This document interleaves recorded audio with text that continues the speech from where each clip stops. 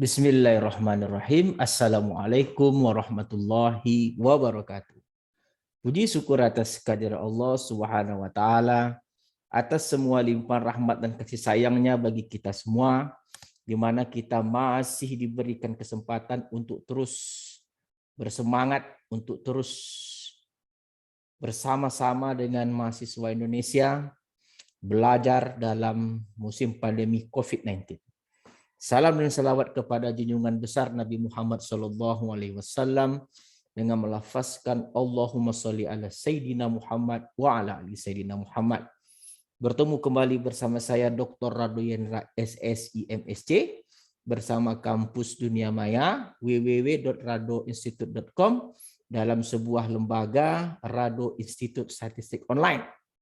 Puji syukur sebesar-besarnya kami panjatkan pada Allah dan rasa terima kasih yang juga kami sampaikan kepada seluruh pendukung dari Kampus Dunia Maya ini, di mana kami berhasil mendapat penghargaan dari Museum Rekor Dunia Indonesia atau yang kita kenal dengan MURI.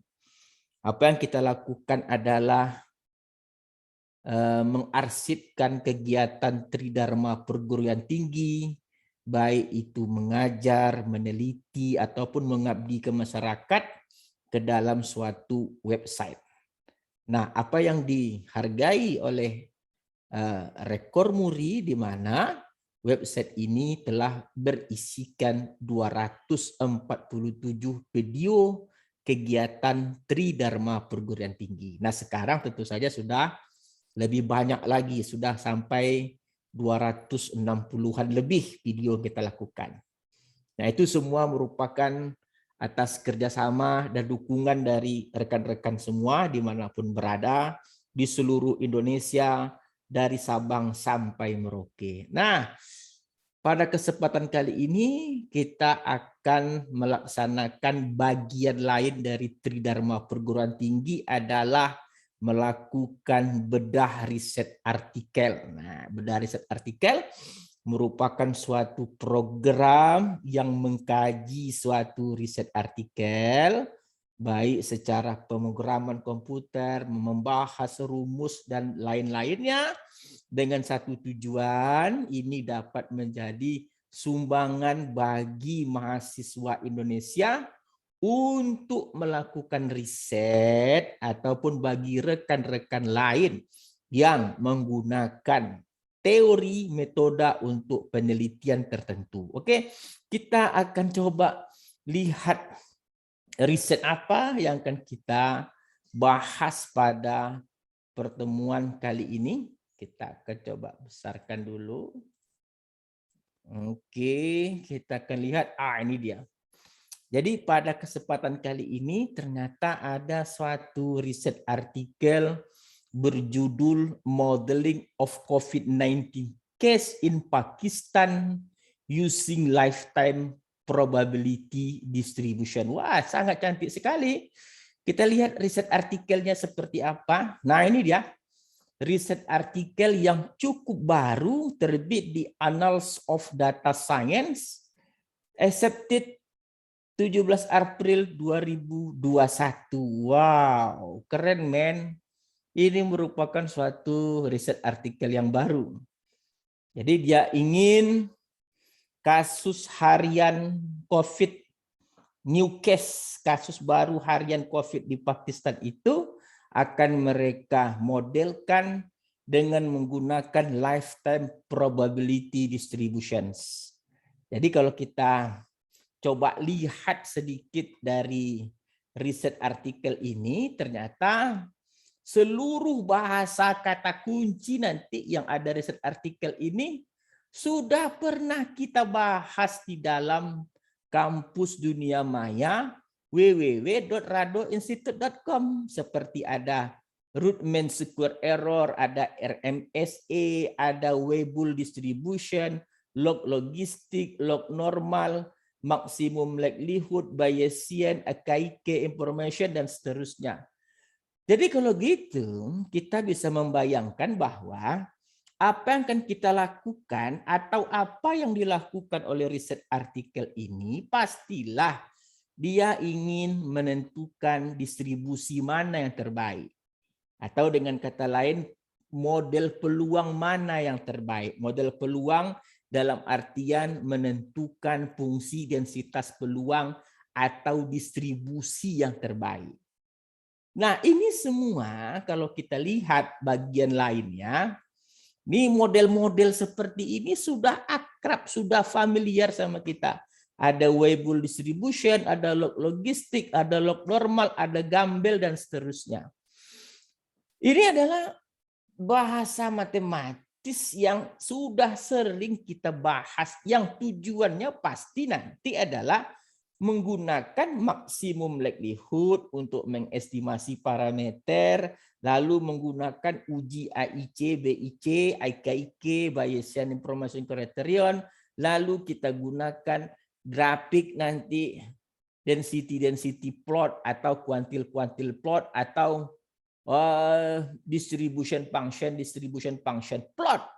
Jadi ini merupakan suatu hal yang sudah biasa sama kita gitu. Jadi kalau begitu, pada kesempatan ini juga saya ingin menguji kesiapan kampus dunia maya kita ini, teori-teori baik di dalam menu pengajaran, praktikum, bedah riset artikel, apakah sudah sanggup dia membahas riset artikel.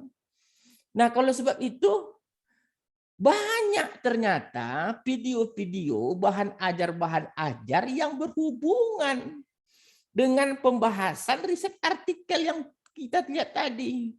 Seperti saudara masuk ke kampus dunia maya www.radoinstitute.com, saudara buka di praktikum, lalu cari praktikum sesi 3 tentang menggunakan gamma dengan software R. Nah, di sini gamma kita bahas bagaimana mengestimasi parameter dengan menggunakan R gitu. Lalu kita juga bisa masuk ke Rado Institute, www.radoinstitute.com, cari di bagian praktikum, ambil maksimum likelihood menggunakan R. Lebih terang benderang lagi. Jadi riset artikel tadi, saya uji kekuatan kesiapan kampus dunia maya kita ini untuk menjawabnya. Jadi saya santai bro gitu. Tidak perlu lagi banyak ngoceh ini rumus itu. Saya tinggal tunjukkan saja. Silakan lihat praktikum. Ambil judulnya, tonton gitu. Lalu lebih dalam lagi kita masuk ke bedah riset artikel tadi di praktikum. Sekarang tengok lagi di menu bedah riset artikel. Di situ ada gamma, ada Weibull yang memang khusus untuk mengestimasi parameter dua distribusi itu gitu. Jadi saya rasa sangat rugi loh Anda tidak masuk ke dalam kampus dunia maya. Coba ditengok, dicek dalam menu-menu yang kita berikan gitu.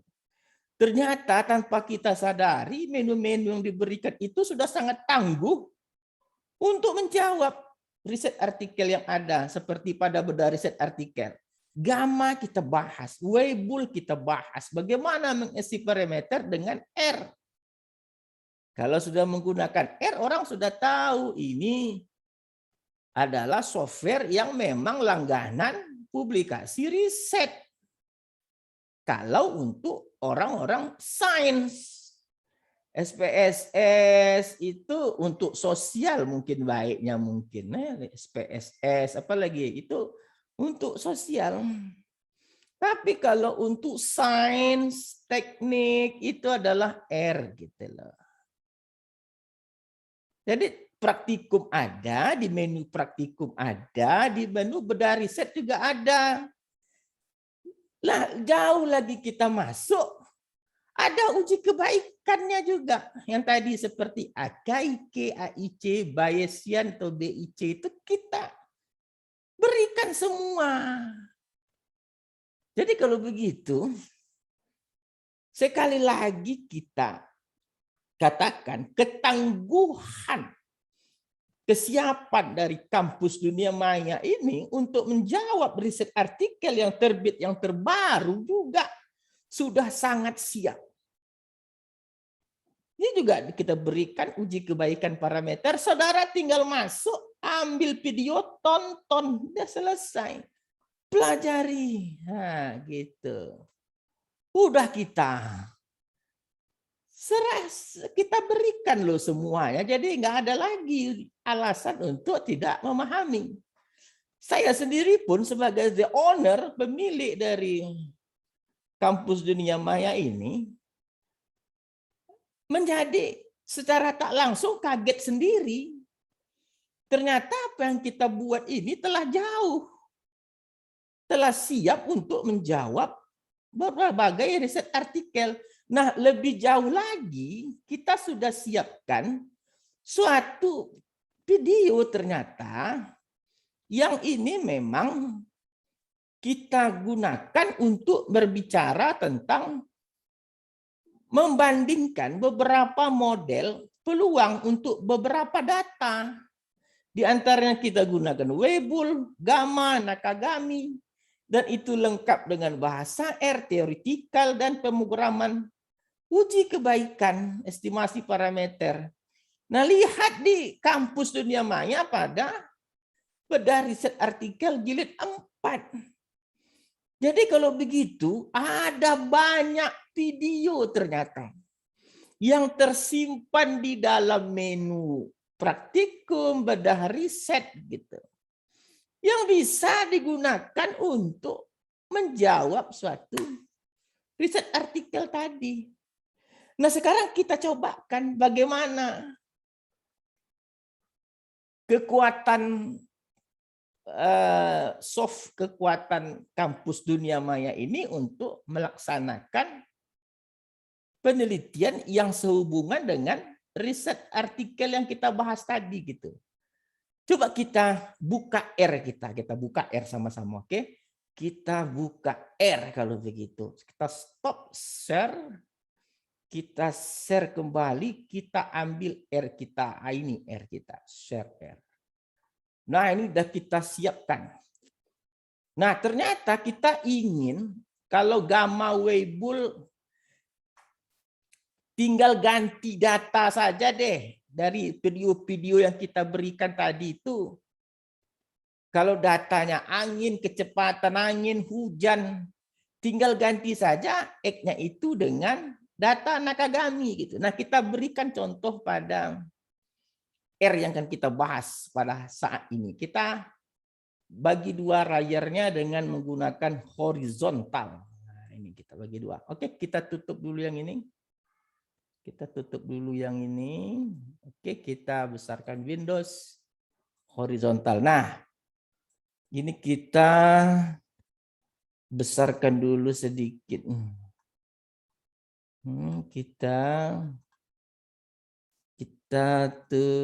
Kita besarkan sedikit lah nih. Oke, Windows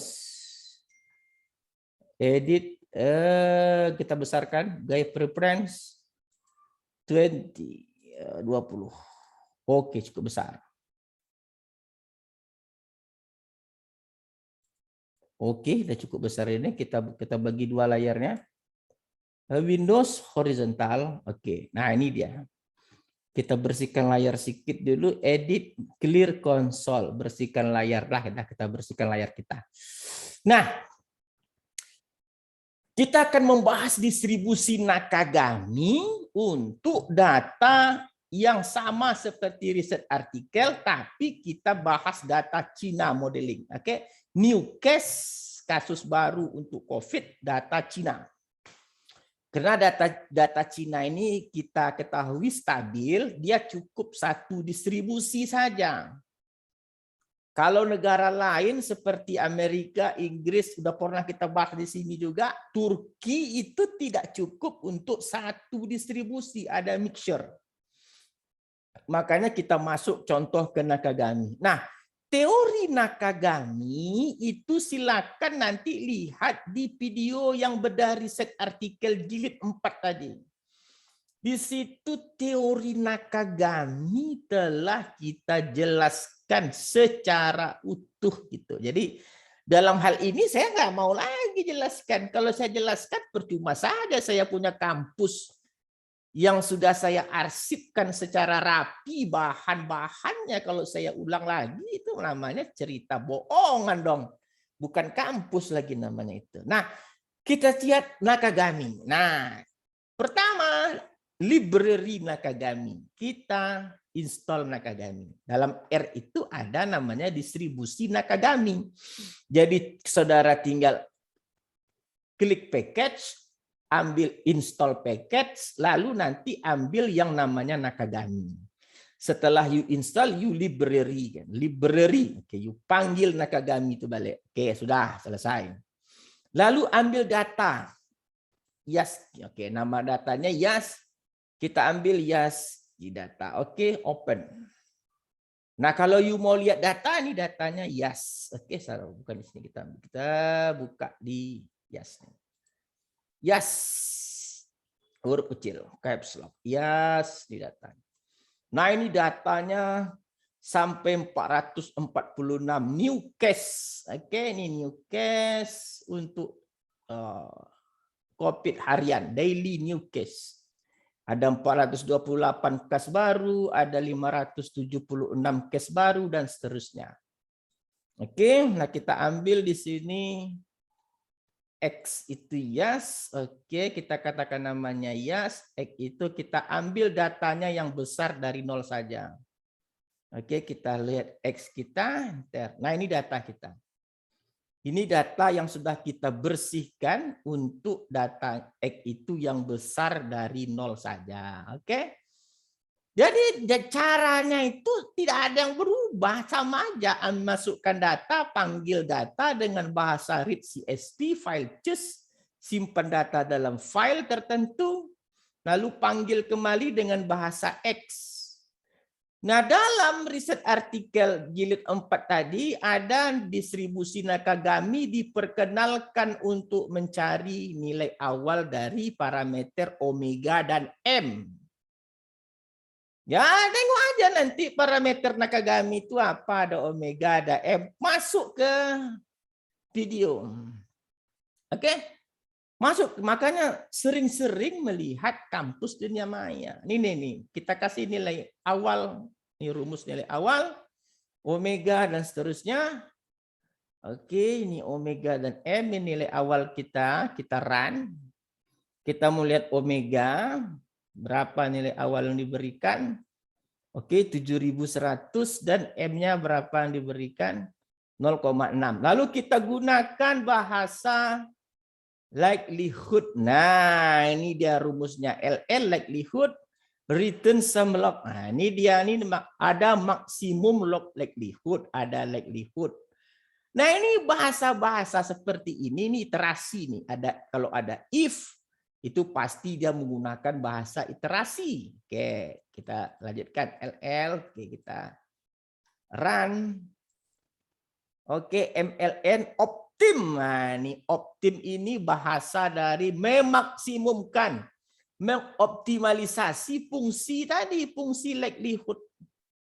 MLN, oke, kita run. Kita panggil MLA tadi, maksimum likelihood, maksimum likelihood estimation, Nakagami, enter. Ternyata parameternya 0,5 dan 7.157. Jika kita bandingkan tadi nilai awalnya 7151 dan 0,6. Nah, ini adalah program yang super hebat, bro. Dengan program yang kecil sih saudara dapat menghasilkan riset artikel. Oke, dapat parameter. Lalu kita coba kalau mau mencari parameter, sudah nih tadi parameternya, nih jelas nih. Ini parameternya sudah ada. Oke. Kalau menggunakan teoretikalnya tengok aja di video saya sendiri nanti di riset artikel jilid 4. Di situ ada dijelaskan Nakagami, oke? Nah, kita lakukan uji coba dengan menggunakan metode grafik. Ada yang disebut dengan kumulatif distribution function plot dan ada disebut dengan density plot. Oke.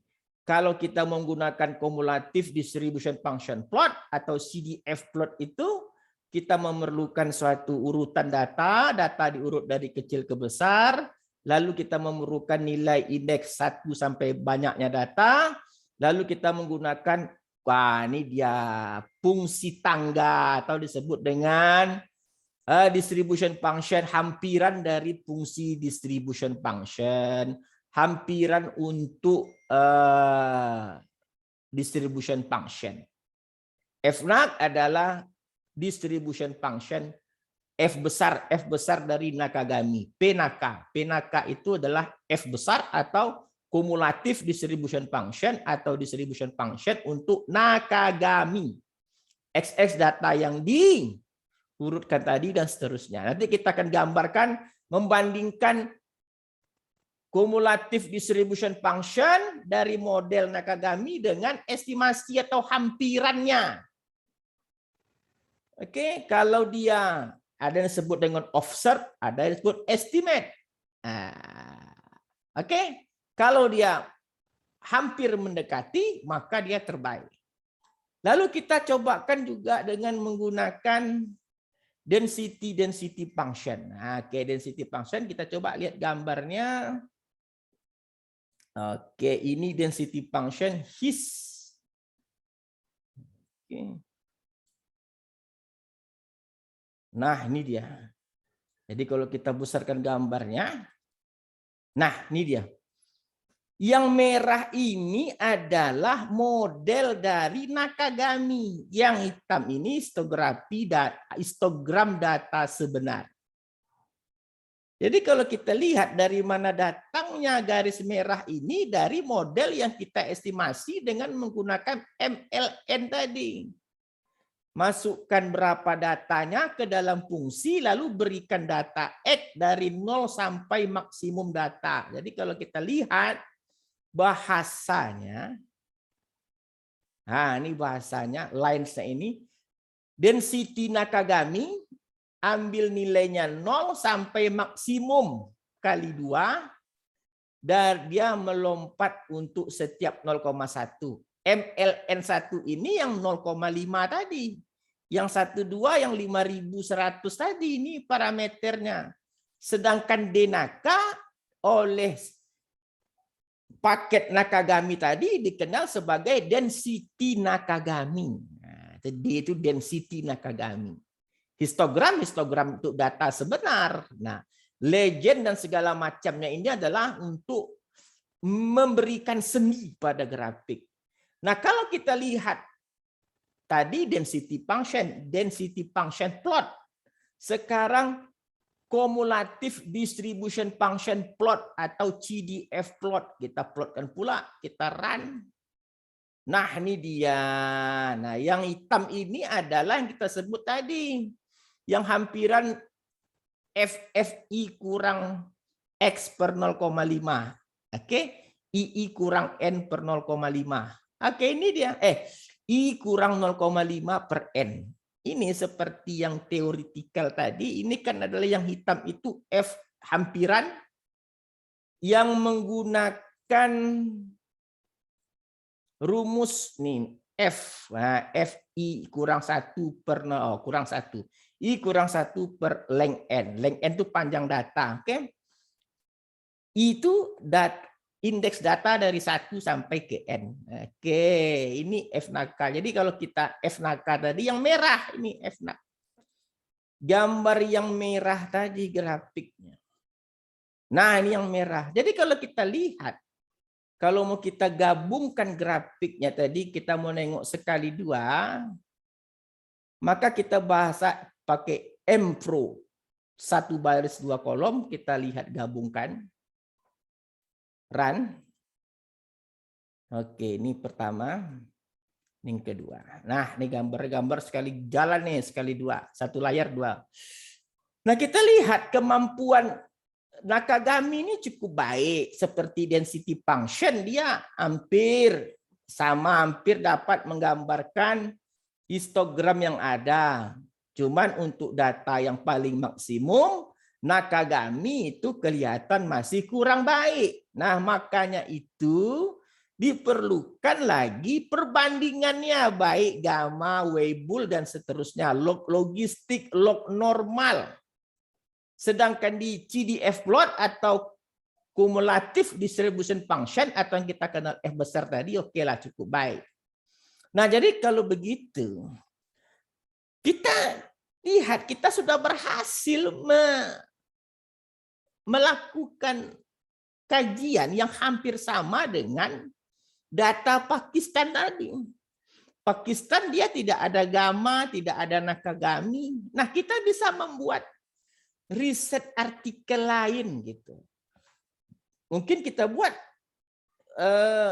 comparison some probability modeling for new case COVID-19 in China. Nah, itu riset artikel baru yang menggunakan gamma, Nakagami, Weibull, log logistik, log normal, dan seterusnya.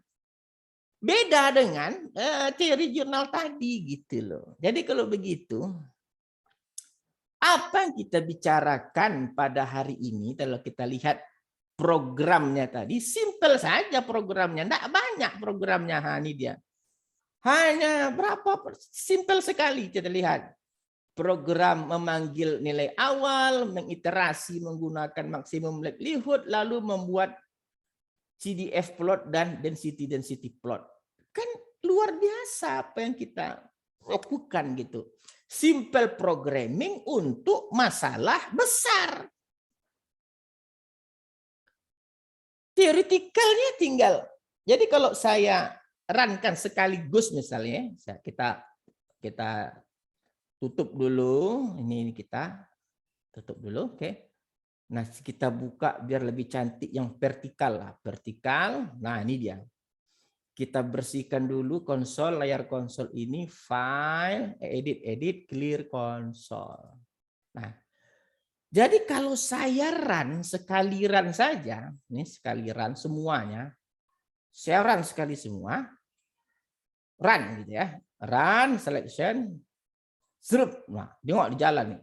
Panggil data dulu, Yaski, open.